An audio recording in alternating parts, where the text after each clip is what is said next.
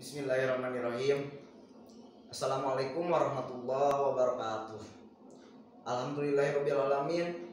Wabihi nasta'in wala umuri dunya wadin wala alihi washabihi ajmain. Qala rabbi shrah sadri wa yassir li amri wahlul 'uqdatam min lisani yafqahu qawli. Wa qala Allah ta'ala fil Qur'anil Karim wa huwa asdaqul qailin. A'udzu billahi minasyaitonir rajim. Bismillahirrahmanirrahim.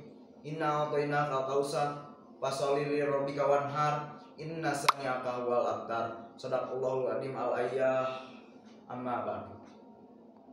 Yang terhormat para jajaran lembaga, Ketua Stikes, Puket 1, Puket 2, Puket 3 dan seluruh kaprodi.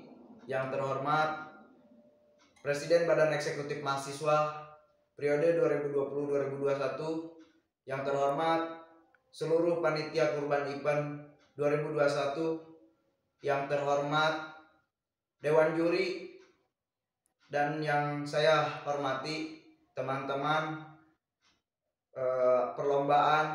peserta perlombaan pidato di kurban event 2021.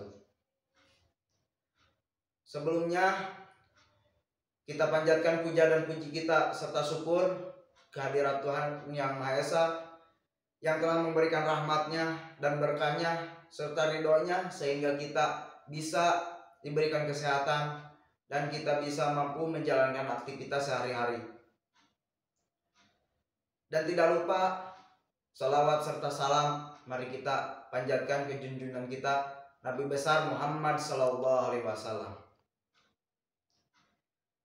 Dan teman-teman semua, teman-teman yang saya banggakan, perkenalkan, nama saya Mansur dari Prodi Sarjana Keperawatan kelas 2B.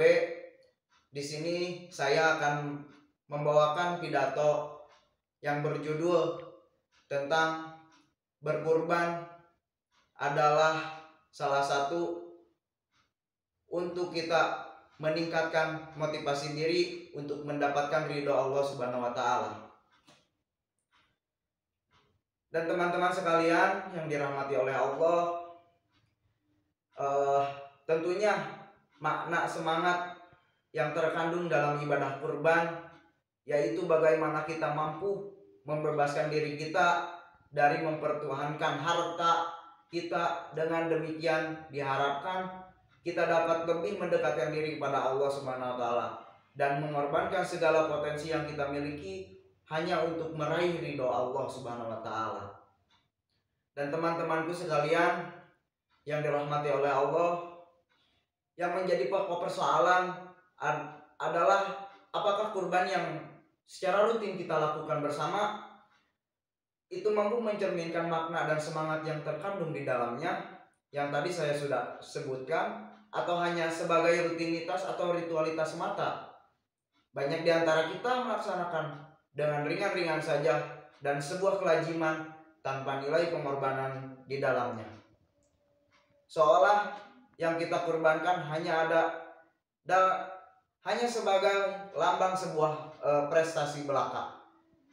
Dan kita tidak hanya itu. Bukanlah daging dan darah kurban tersebut saja yang Allah harapkan dari ritual tersebut. Apakah yang Allah harapkan dari ritual tersebut? Karena Allah tidaklah butuh hal tersebut. Pada segalanya sesuatu dialah yang pantas diagung-agungkan. Yang Allah harapkan dari kurban tersebut adalah keikhlasan, ihtisab yang selalu mengharapkan pahalanya, dan niat yang soleh. Oleh karena itu Allah katakan, yang artinya ketakwaan dari kamulah yang dapat mencapai ridhonya. Inilah yang seharusnya menjadi motivasi kita semua. Berkurban yaitu ikhlas, bukan ria atau berbangga dengan harta yang dimiliki, dan bukan pula menjalankannya karena sudah jadi rutinitas tahunan, tapi menjalankan supaya mendapatkan ridho Allah Subhanahu wa taala. Teman-teman yang saya banggakan, kurban ini adalah udhiyah. Kurban artinya mendekatkan diri. Udhiyah yang berasal dari kata dawah adalah naik, yakni naik siang sesudah terbit matahari. Penamaan kurban ini dengan udhiyah adalah menemukan sesuatu yang nama permulaan waktunya. Karena permulaan waktu udhiyah adalah setelah terbit matahari dan berlalu masa salat 2 rakaat dan 2 khutbah, yaitu pada hari Idul Adha. Dan lanjutlah pada tanggal 11 sampai 12 dan juga 13 bulan Zulhijjah, yaitu yang kita sering tahu nama-nama hari-hari tasyrik. Dan luputlah waktu udhiyah itu dengan gurubnya matahari atau terbenamnya matahari di hari-hari tasyrik, di hari tasyrik tanggal 13 Zulhijjah. Nah, dan udhiyah ini dalam pengertian istilahnya itu sering disebut ismu ma yudabu minan na'ami yaumu idari wa ayam tasriki taqarruban ilallah, yang artinya nama bagi sesuatu yang disembelih dari hewan ternak yang terdiri dari kambing, unta, dan kerbau ataupun sapi pada hari Idul Adha, hari tasyrik, dan rangka mendekatkan diri pada Allah Subhanahu wa taala. Dan teman-teman sekalian, perintah kurban ini telah ada sejak zaman nabi-nabi sebelum Nabi Muhammad SAW, yang diantaranya satu, Nabi Adam alaihissalam yang mempunyai 2 putra. Beliau adalah Qabil dan Habil. Beliau diperintahkan untuk berkurban sebagai ujian untuk mendapatkan pasangan hidup yang diridhoi oleh Allah Subhanahu wa taala. Kemudian kita berangkat ke Nabi Ibrahim alaihissalam yang pernah berkurban 1000 kambing, 300 lembu, dan 100 unta, sehingga orang-orang dan para malaikat kagum kepadanya. Nabi Ibrahim alaihissalam berkata, semua yang telah kukurbankan ini belum apa-apa bagiku.